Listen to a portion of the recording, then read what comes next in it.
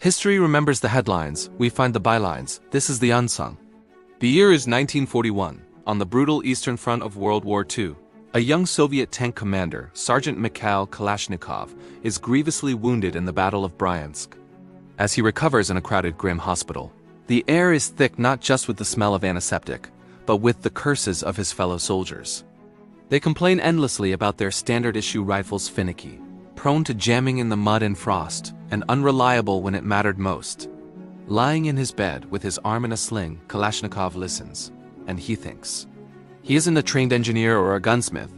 He's a self-taught tinkerer, a poet, a man who once dreamed of designing agricultural equipment. But in that hospital, fueled by the frustration of his comrades and the patriotic fervor of war, a new idea takes root. He starts sketching. On scraps of paper, he draws the beginnings of a new kind of weapon.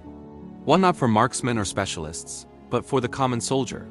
A rifle that would be simple, durable, and above all, reliable. He envisioned a gun that any draftee, from a farm boy to a factory worker, could trust with his life. These crude hospital sketches were the genesis of an icon, an invention that would change the face of modern warfare forever. After the war, Kalashnikov, now a dedicated designer, refined his concepts. He entered a secret competition organized by the Soviet state to develop a new assault rifle for its army. His entry, the Automat Kalashnikova Model 1947, or AK-47, was a masterpiece of pragmatic engineering. Its genius wasn't in precision or sophistication, but in its profound simplicity. Compared to its contemporaries, it had fewer moving parts.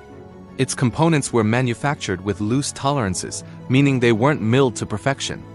This flaw was actually its greatest strength. It allowed the rifle to function, even when clogged with sand, mud, or ice. It was cheap to mass produce, easy to strip and clean in the field with no special tools, and virtually impossible to jam. The state was impressed.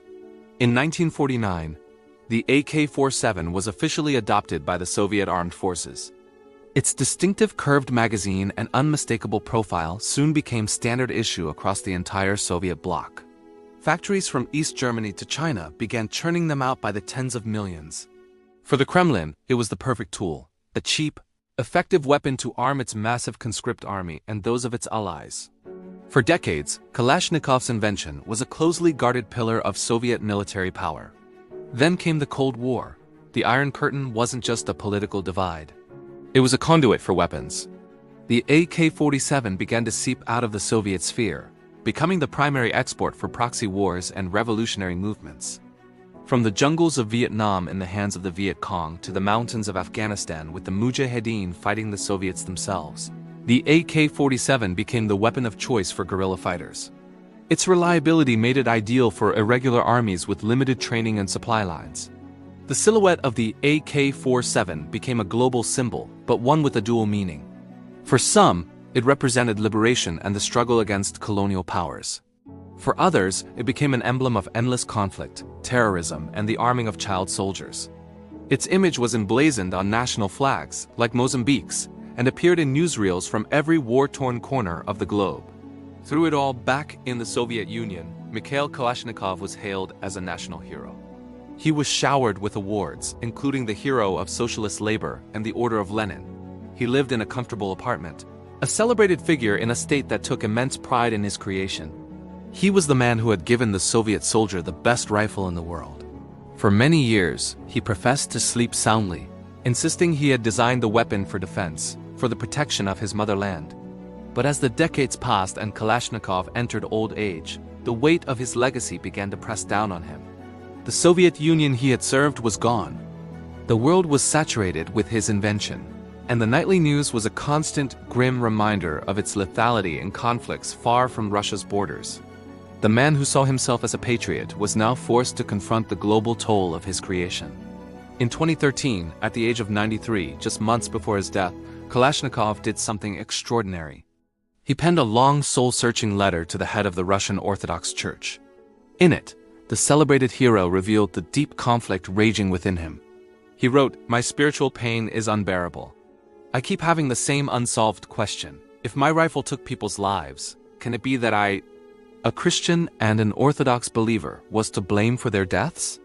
He wrestled with the morality of his life's work. questioning if the creator of a tool could be held responsible for its misuse. Was he, the designer, culpable for the countless lives ended by the barrel of an AK-47? The letter was a stunning confession from a man long seen as an unapologetic icon of Soviet might. It revealed a hidden torment, a crisis of conscience that had haunted his final years. Mikhail Kalashnikov died a celebrated national hero in Russia, buried with full state honors. Yet his story leaves us with a profound and unsettling question about invention and responsibility. Can a tool ever truly be separated from its use? Is an inventor absolved of the consequences once their creation is released into the world? The AK-47 remains his overwhelming, double-edged legacy, a symbol of rugged ingenuity and a harbinger of untold destruction. His life serves as a powerful cautionary tale of a man who gave the world a simple tool, only to spend his final days agonizing over its complex and bloody consequences. History is full of these unsung stories, the personal sagas behind the world-changing headlines. To discover more inventors and innovators who shaped and questioned our modern world, make sure to subscribe and join us for our next investigation. Thanks for watching.